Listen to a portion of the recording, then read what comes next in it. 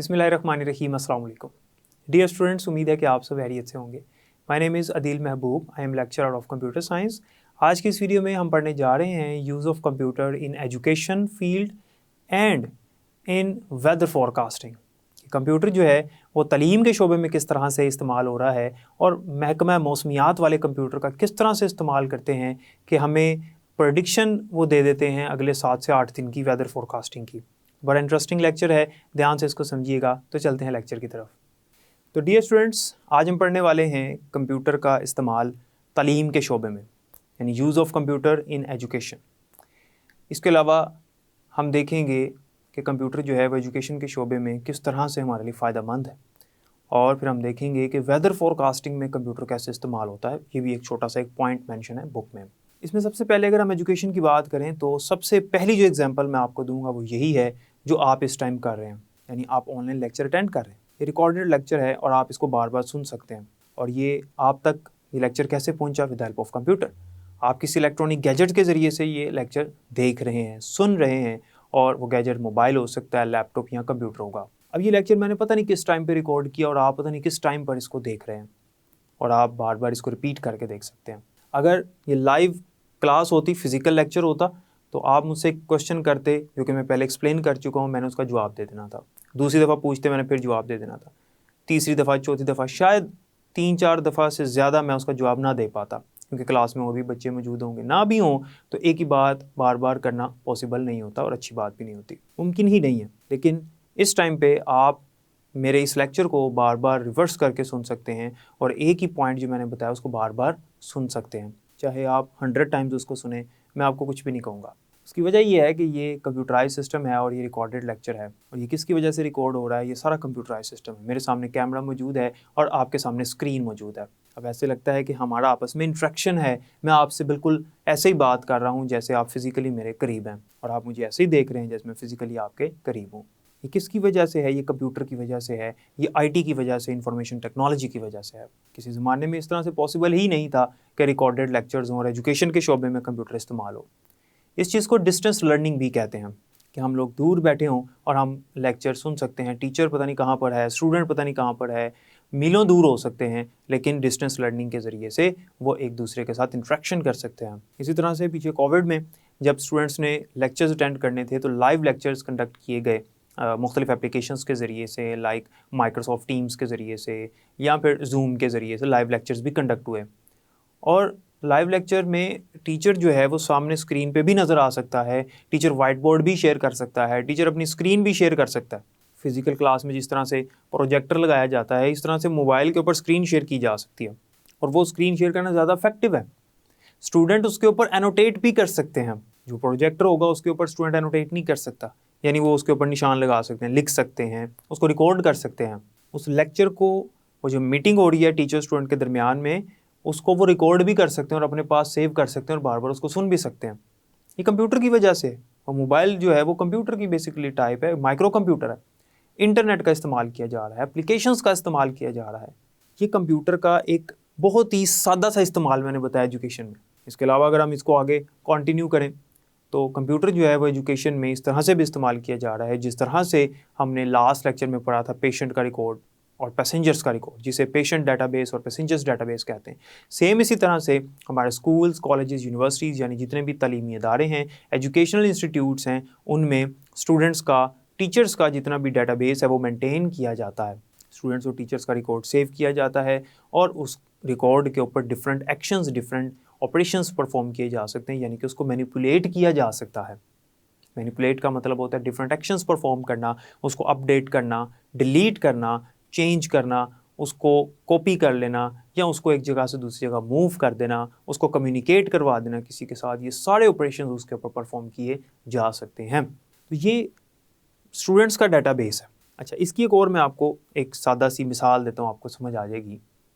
अगर आज कंप्यूटर पे रिकॉर्ड स्टूडेंट्स का ना सेव होता, आपने देखा होगा, आप किसी स्कूल, कॉलेज, यूनिवर्सिटी, किसी भी तालीमी इदारे में आप जाते हैं तो अगर एडमिशन लेने के लिए गए हैं तो वहाँ पर जो एडमिशन ऑफिसर मौजूद है उसके पास एक कंप्यूटर सिस्टम या एक लैपटॉप पड़ा होता है। जब आप वहाँ पर एडमिशन करवाते हैं, अपना फॉर्म उसे फिल करके देते हैं, वो उस फॉर्म की एंट्री उस कंप्यूटर में कर लेता है, अपने पास रिकॉर्ड सेव करता है इन द कंप्यूटर सिस्टम। अच्छा, अब कंप्यूटर में सेव हो गया, उसने उस कंप्यूटर में हंड्रेड्स और इवन थाउजेंड्स ऑफ स्टूडेंट्स का रिकॉर्ड सेव किया होगा। अब इससे फ़ायदा क्या होता है? फ़ायदा ये होता है कि जैसे ही फ़ीस का टाइम आता है तो जो कंप्यूटर है वो एक लिस्ट जनरेट कर देता है और बता देता है कि इन स्टूडेंट्स की फ़ीस आ गई, ये पेड स्टूडेंट्स हैं और ये अनपेड स्टूडेंट्स हैं। कंप्यूटर खुद ब खुद बता देता है। अगर ये कंप्यूटर सिस्टम ना होता, यानी कंप्यूटर सिस्टम के आने से पहले इसी तरह से होता था कि रजिस्टर्स के ऊपर रिकॉर्ड मेंटेन किया जाता था और फिर ढूंढना पड़ता था किसने फ़ीस जमा करवाई और किसने नहीं करवाई, यानी मैनुअली सारा काम करना पड़ता था। और अगर हम मैनुअली ये काम कर रहे हैं और हमारे पास 1000 स्टूडेंट्स आ गए हैं कि तलीमी इदारे में, तो उनको मैनेज करना भी बहुत डिफ़िकल्ट टास्क था। किस तरह से पता चलेगा 1000 ऑफ स्टूडेंट्स के अंदर कि किसने फ़ीस जमा करवाई, किसने नहीं करवाई, कौन लेफ़्ट हो गया है, कौन न्यू एडमिशन है? कोई भी रिकॉर्ड इस तरह से मेंटेन नहीं हो सकता था। फिर एजुकेशनल इंस्टीट्यूट्स जो थे वो क्या करते थे कि वो लिख देते थे हाउसफुल, यानी एडमिशन क्लोज्ड, कि अब मज़ीद एडमिशन हम नहीं कर सकते क्योंकि हमारे पास जितने स्टूडेंट्स हैं हम इनको ही मैनेज कर लें तो काफ़ी होगा। लेकिन अब कंप्यूटर ने क्या किया है कि कंप्यूटर कहता है कि आप जितना मर्ज़ी मेरे पास डाटा स्टोर कर दें, मैं उसको मिसप्लेस नहीं करूँगा, मैं उसको घुमाऊँगा नहीं, और आप जब भी सर्च करेंगे मैं विद इन नैनो सेकंड आपको किसी भी स्टूडेंट की हिस्ट्री और उसका रिकॉर्ड दिखा सकता हूँ। अगर ये कंप्यूटर सिस्टम ना होता तो हम इस तरह से ये काम ना कर पाते। इसी तरह से अदारों की सेल्स भी बढ़ गई हैं, उनके पास नंबर ऑफ़ स्टूडेंट्स ज़्यादा एडमिट हो गए और पूरा साल एडमिशन भी ओपन रहते हैं मोस्टली स्कूल्स में। उसकी वजह यही है कि उन्हें अब कोई फ़र्क नहीं पड़ता कितने स्टूडेंट्स आ रहे हैं, बस उन्होंने अपनी बिल्डिंग की कैपेसिटी देखनी होती है, बिल्डिंग की कैपेसिटी बढ़ा लें तो कोई मसला ही नहीं है। और कुछ स्कूल्स जो हैं वो, या कुछ तलीमी इदारे हैं, कॉलेजेस भी ऐसे हैं कि अगर कैपेसिटी ना भी हो तो वो शिफ्ट्स कर देते हैं, 2-2 3-3 शिफ्ट भी लगती हैं कुछ जगहों पर, और सबका रिकॉर्ड कंप्यूटर में मेंटेन किया जाता है।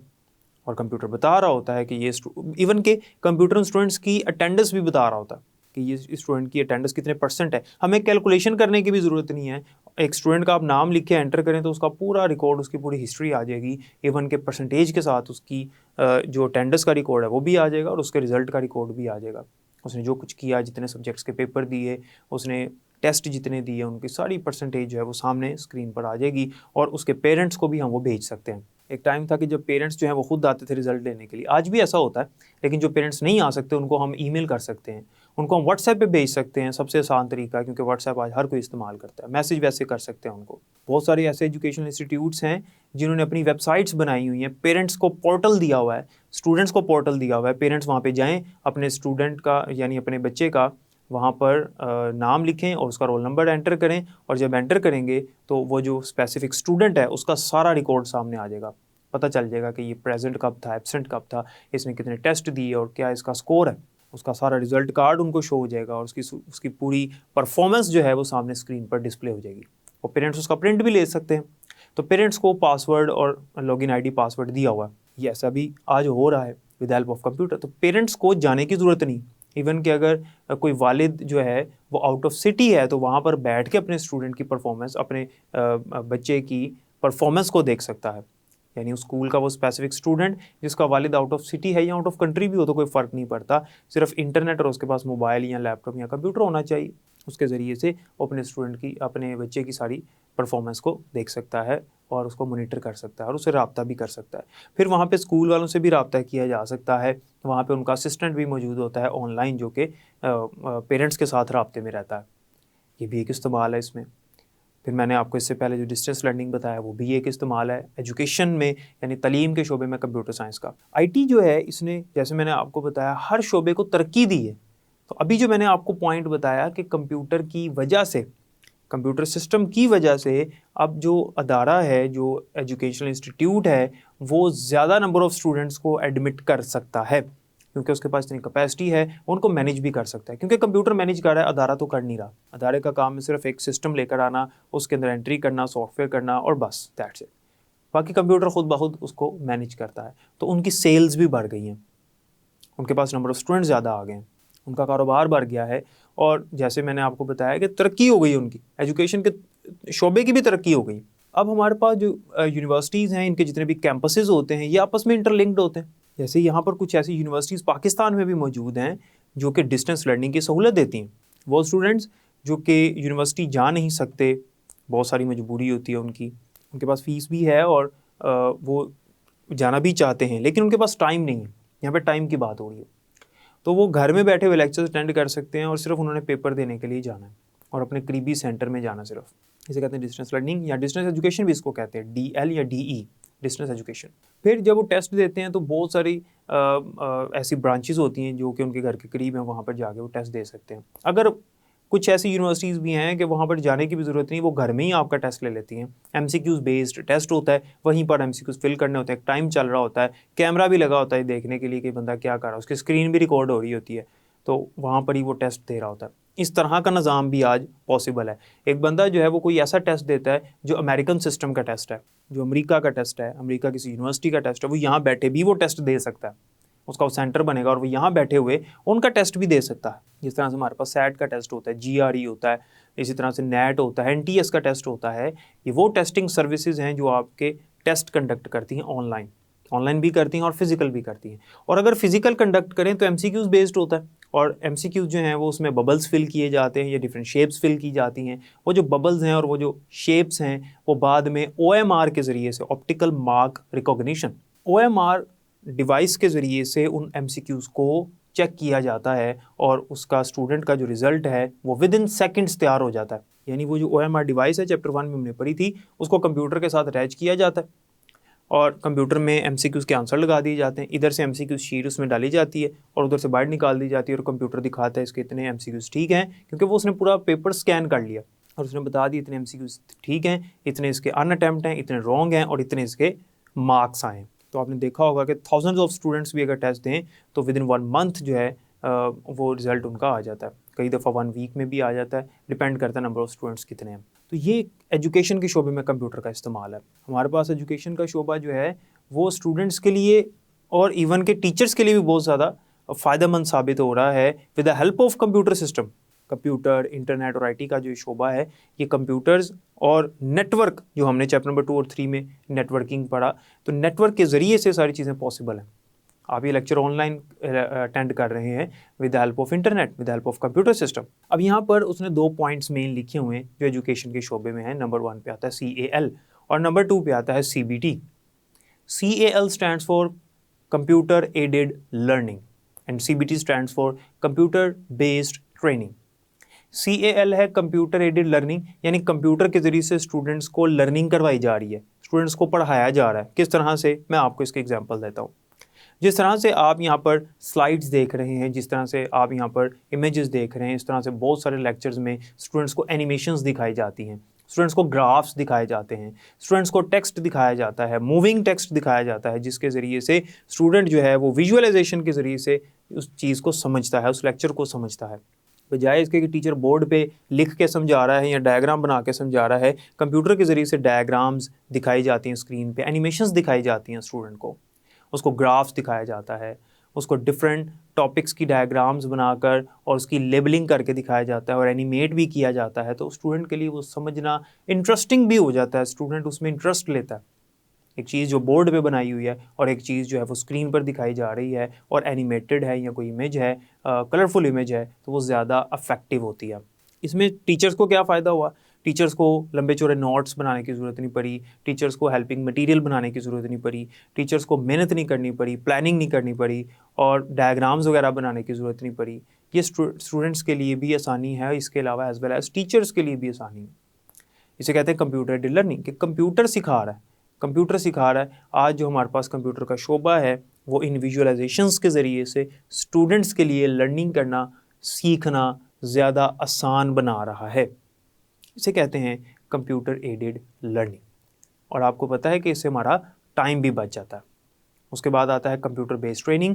कंप्यूटर के ज़रिए से बहुत सारी चीज़ों की ट्रेनिंग भी दी जाती है। इसमें मैं आपको एक मिसाल देता हूँ, आपको समझ आ जाएगी। एक बहुत ही सादा सी एग्जांपल है, फिर आपको समझ आ जाएगी। एक बंदा टाइपिंग सीखना चाहता है, ठीक है, ये एक फ़िज़िकल काम है ना, फिज़िकल काम की बात हो रही है। फिज़िकल काम है, टाइपिंग सीखना चाहता है, टाइपिंग की स्पीड बनाना चाहता है। वो जानना चाहता है कि जो लोग टाइपिंग करते हैं और इतनी स्पीड में करते हैं, उनकी फिंगर जो है उनकी पोजीशन कौन सी होनी चाहिए। अब हमारे पास एक सॉफ्टवेयर मौजूद है जो कि टाइपिंग सिखाता है। एक नहीं बल्कि बेतहाशा सॉफ्टवेयर मौजूद हैं, लाइक टाइपिंग मास्टर है, जो कि कंप्यूटर में हम इंस्टॉल कर लें तो हमें एक एक चीज़, एक एक स्टेप समझा रहा होता है। वो हमें लेवल 0 लेवल से स्टार्ट करता है और हमें एक्सपर्ट लेवल तक ले जाता है सिखाते सिखाते। सेम इसी तरह से जिस तरह हमारा फिज़िकल कोच हमें सिखाता है, कोई स्पोर्ट्समैन होता है वो अपने कोच से सीखता है। हो सकता है कि वो कोच से भी ज़्यादा अच्छे अंदाज में कंप्यूटर सिखा रहा हो, बल्कि उससे ज़्यादा अच्छे अंदाज में ही सिखा रहा होता है। अगर हम गलती करते हैं तो कंप्यूटर में डांटता नहीं है, ठीक है। अगर हम गलती करते हैं तो वो गुस्सा नहीं होता। अगर हम उसे कहते हैं कि 10 दफ़ा इसको दोबारा बताओ मुझे, तो वो हमें 10 दफ़ा ही बताएगा। अगर हम रात के 3 बजे भी ट्रेनिंग हासिल करना चाहते हैं तो कंप्यूटर हमारे लिए अवेलेबल है, ठीक है। तो इसमें हमारा जो टाइम स्केड्यूल है वो डिस्टर्ब नहीं होता, हम अपनी मर्ज़ी का टाइम डिसाइड कर सकते हैं। कोर्स का जो मटीरियल है वो भी बढ़ जाता है। इसके अलावा हमारा जो कंप्यूटर है वो हमारे पास अवेलेबल है, हम किसी भी टाइम पे उससे वो फैसिलिटी ले सकते हैं, वो हमें सिखा रहा होता है। और इसके अलावा स्टिमुलस के ज़रिए से, यानी हम फिज़िकली उन चीज़ों को टच करके, जैसे मैंने आपको बताया कीबोर्ड, तो कंप्यूटर हमें हमारी परफॉर्मेंस भी बता रहा होता है कि आपने इतनी स्पीड, इस टाइम आपकी इतनी स्पीड जा रही है और अब आपका लेवल बढ़ गया, अब आपकी इतनी स्पीड हो गई है। कंप्यूटर हमें डेली बेसिस पे बताएगा कल आपकी ये स्पीड थी, आज आपकी ये स्पीड है।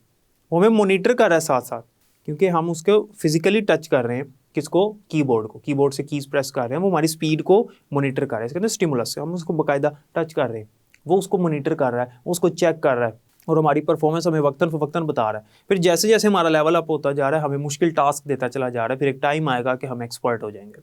एक कोच की तरह, बल्कि एक फिजिकल जो कोच होता है उससे भी बेहतरीन अंदाज में कंप्यूटर हमें सिखा देता है, ट्रेनिंग देता है। तो ये मैंने आपको टाइपिंग की एग्जांपल दी। इस तरह से बहुत सारे ऐसे काम हैं, बहुत सारी ऐसी मशीन्स हैं जिनको चलाना सीखना होता है हमने, तो हम कंप्यूटर की मदद से सीखते हैं। और कंप्यूटर जो है वो हमें हर स्टेप पे हमारी मदद करता है और वो थकता भी नहीं है, और वो हमें ये भी नहीं कहता कि भाई तुमने मेरा टाइम वेस्ट कर दिया, एक चीज़ तुमने 10 दफ़ा कर ली है, इतनी देर में तो तुम इतने लेवल पे पहुंच जाते हो। वो नहीं कहता, आपकी अपनी मर्ज़ी, आप ही वहाँ पर बॉस हो। वो आपको सिखा रहा है, वो आपका एज अ ट्रेनर है, लेकिन एक साइलेंट ट्रेनर है, आपको तंग नहीं करता। ये है कंप्यूटर बेस्ड ट्रेनिंग। जैसे मैंने आपको बताया कि इसमें हमारा मटीरियल, कोर्स का मटीरियल भी बढ़ जाता है। अगर हम कोई चीज़ सीख रहे हैं तो वो हमें हमारे स्कोप से बढ़ के भी चीज़ें दिखा सकता है। हम इंटरनेट पे जाकर सर्च कर सकते हैं, बहुत सी नई बातें सीख सकते हैं। और याद रखिएगा कि जैसे वक्त के साथ नई एडवांसमेंट्स आती है उस चीज़ में, उस मशीन में या उस ट्रेनिंग प्रोग्राम में, वो सॉफ्टवेयर भी जैसे अपडेट होता है वो हमें फिर नई चीज़ें दिखाना शुरू कर देता है। तो वक्त के साथ एडवांसमेंट्स होने के साथ साथ वो हमें नई चीज़ें दिखाता है। एक कोच है जिसको नई चीज़ों का नहीं पता और अब न्यू जो रवाज है वो आ चुका है, तो वो हमें पुरानी चीज़ें ही बताएगा, फिर हम न्यू कोच ढूंढेंगे। लेकिन ऐसा नहीं है, हम अगर पुराना सॉफ्टवेयर इस्तेमाल करें उसमें अपडेट आ जाती है और कोई अगर नई चीज़ आ गई मार्केट में तो वो उसके बारे में भी हमें आगाह कर देता है। जैसे हम टाइपिंग सीख रहे हैं तो वो कहता है कि अब नया एक फार्मूला है, एक नई रिसर्च हुई है कि अब इस तरह से भी कर सकते हो, वो अपडेट हो जाएगा सॉफ्टवेयर, वही सॉफ्टवेयर अपडेट हो जाएगा। तो ये कंप्यूटर बेस्ड ट्रेनिंग होती है। उसके बाद नेक्स्ट हमारे पास ये एजुकेशन का शोबा था, इसके अंदर भी मज़ीद हम बात अभी कर सकते हैं, लेकिन चूँकि हमने अपने स्कोप की लिमिट तक रहना है, बहुत सी चीज़ें मैंने आपको बुक से हट के भी बताई हैं, तो इसलिए मेरा ख्याल है कि इतना काफ़ी है। उसके बाद नेक्स्ट हमारे पास वेदर फोरकास्टिंग आता है। ये भी एक छोटा सा टॉपिक है, शॉर्ट क्वेश्चन के लिए भी अहम है बस। वो कहता है कि हमारा जो महकमा मौसमियात होता है, यानी फोरकास्ट डिपार्टमेंट जो होता है, वो मौसम की जो पेशन गोई करता है, वो वहाँ पे कोई बंदा नहीं बैठा हुआ, वहाँ पे कोई नजूमी नहीं बैठा हुआ जो कि वेदर फोरकास्टिंग कर रहा है। वहाँ पे कंप्यूटर है।